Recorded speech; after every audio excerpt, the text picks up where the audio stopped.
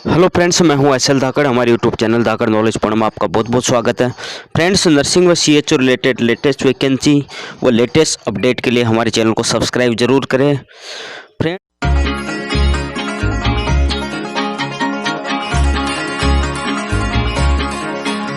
अभी की लेटेस्ट खबर यह है कि एम्स नॉरसेट 2020 वालों को ज्वाइनिंग दी जा रही है। उनको हॉस्पिटल अलॉट कर दिया गया है। ये अभी की लेटेस्ट अपडेट है। फ्रेंड्स, इन सभी कैंडिडेट्स को दिल्ली हाई कोर्ट के कोर्ट डिसीजन के अंडर में ज्वाइनिंग दी जाएगी। आपके अपॉइंटमेंट लेटर में साफ साफ लिखा होगा कि आपका अपॉइंटमेंट दिल्ली हाई कोर्ट के अधीन है।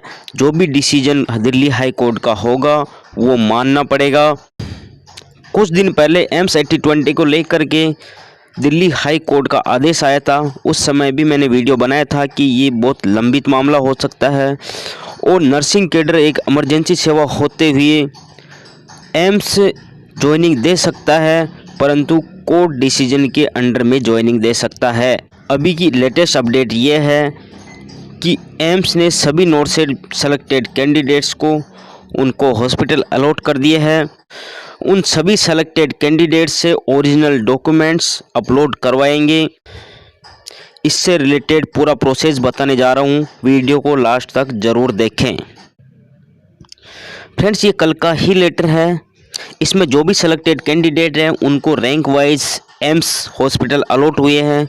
एम्स की बात करें तो नई दिल्ली एम्स, भटिंडा, भोपाल, भुवनेश्वर, देवगढ़, Gorakhpur AIIMS, Jodhpur AIIMS, Kalyani AIIMS, Mangalagiri AIIMS, Nagpur AIIMS, Patna AIIMS, Raebareli, Raipur AIIMS, AIIMS Rishikesh, AIIMS Telangana, AIIMS Bilaspur, ये AIIMS hospital rank wise allot हुए हैं।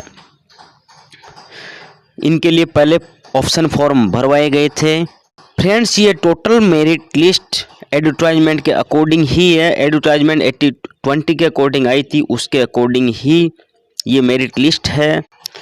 अपना नाम चेक कर सकते हो। इस लिस्ट में नाम से रिजल्ट नहीं दिया, केवल रोल नंबर दिए हैं, रैंक दी है और कैटेगरी दी है और आपको कौन सा एम्स अलॉट हुआ है उसके बारे में बताया है। फ्रेंड्स, रिजल्ट देखने के बाद में आपको क्या करना है वो आगे मैं बताने जा रहा हूँ। सबसे पहले फ्रेंड्स, सबसे ऊपर लाइन लिखी हुई है, no interview shall be held accordance with DOPT rules. 29 दिसंबर 2015 को डीओपीटी रूल्स जारी हुआ था, जिसमें non gazetted group B candidates का इंटरव्यू ख़त्म कर दिया गया था। उसी का ये वही लाइन है। अब कोई इंटरव्यू नहीं होगा, केवल डॉक्यूमेंट वेरिफिकेशन होगा, उसके बाद में सीधी ज्वाइनिंग दे दी जाएगी। फ्रेंड्स, इसके बाद में इम्पोर्टेंट लाइन क्या है समझ लेना चाहिए। लिखा हुआ है कि ये रिजल्ट एडवर्टाइजमेंट नंबर 106/2020 डेटेड 5 अगस्त 2020 के अकॉर्डिंग ही है। इसका नोटिस आपकी रजिस्टर्ड मोबाइल नंबर व मेल आईडी पे भेज दिया गया है। पॉइंट नंबर 2 में लिख रखा है कि एम्स मेरिट के अकॉर्डिंग ही अलॉट हुई है। जिनकी अच्छी मेरिट थी उनको प्रेफरेंस में फर्स्ट नंबर मिला है। जिनकी थोड़ी कम मेरिट थी उनको उसी हिसाब से लोअर रैंक वाले एम्स मिले हैं।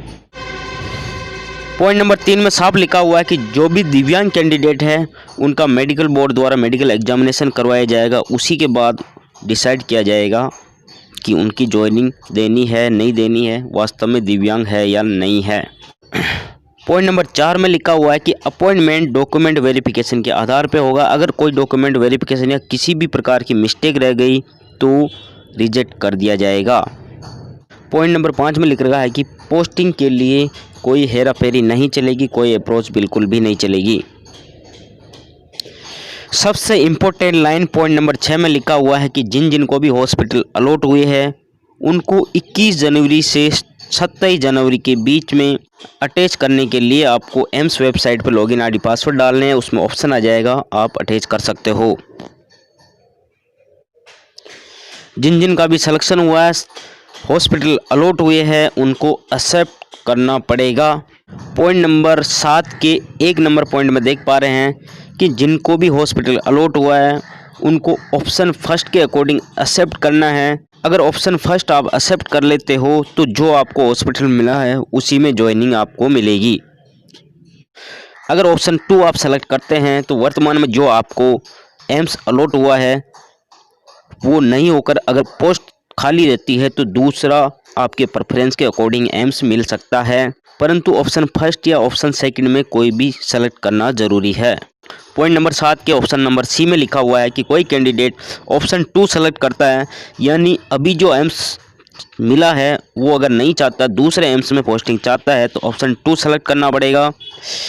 इसके एवज में उसको 25,000 रुपये जमा करवाने पड़ेंगे, जो कि ज्वाइनिंग के पश्चात वापस मिल जाएंगे। ऑप्शन नंबर डी में लिख रखा है कि सभी कैंडिडेट्स को ऑप्शन बहुत ही सावधानी से चूज करना है, एक बार चूज करने के बाद में दोबारा चेंज नहीं होगा।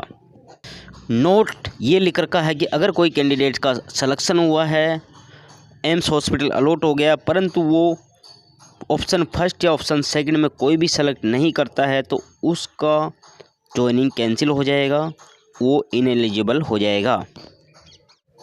पॉइंट नंबर 8 में लिखा हुआ है कि जिन जिन कैंडिडेट्स का भी सिलेक्शन हुआ है वो अपने ओरिजिनल डॉक्यूमेंट्स एम्स वेबसाइट पे अपलोड करें, ताकि आगे डॉक्यूमेंट वेरिफिकेशन हो सके।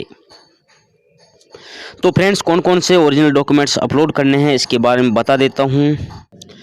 इसके लिए 10th की मार्कशीट चाहिए, सर्टिफिकेट, 12th की मार्कशीट चाहिए, नर्सिंग की मार्कशीट चाहिए, डिप्लोमा डिग्री चाहिए। अगर आप जीएनएम होल्डर हैं तो एक्सपीरियंस सर्टिफिकेट चाहिए, उसमें बेड भी लिखे होना चाहिए और एक्सपीरियंस कहाँ से कहाँ तक है उसका टाइम पीरियड भी लिखा होना चाहिए। साथ ही एक्सपीरियंस वालों को एक्सपीरियंस पे आपको एनओसी भी लिखवानी है।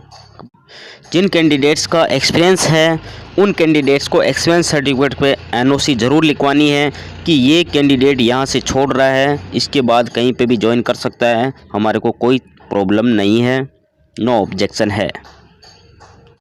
पॉइंट नंबर एफ में देख पा रहे हैं कि valid category certificate SC ST OBC और EWS कैटेगरी का होना चाहिए। अगर PWD से बिलोंग करते हैं तो वैलिड PWD सर्टिफिकेट होना चाहिए। पॉइंट नंबर एच में देख पा रहे हैं कि जिस टाइम ऑनलाइन फॉर्म अप्लाई किया था उस टाइम की ऑनलाइन रिसिप्ट आपको चाहिए। पॉइंट नंबर जे में देख पा रहे हैं कि ओरिजिनल ID प्रूफ चाहिए, चाहे वो आधार कार्ड हो चाहे पैन कार्ड हो। पॉइंट नंबर आई में देख पा रहे हैं कि latest photograph, latest signature, thumb impression, वो भी लेफ्ट वाला थंब इम्प्रेशन होना चाहिए। साथ ही स्टैंडर्ड डिक्लेरेशन फॉर्म A, इसके साथ ही एड्रेस प्रूफ के लिए कोई भी government authority like electricity bill, ration card, voter card, इसमें से कोई भी एक होना चाहिए। इसके साथ ही वैलिड का कैटेगरी सर्टिफिकेट, अगर आप SC ST से बिलोंग करते हैं तो 18 अगस्त 2021 से पहले का होना चाहिए। अगर आप OBC से बिलोंग करते हो तो आपका OBC सर्टिफिकेट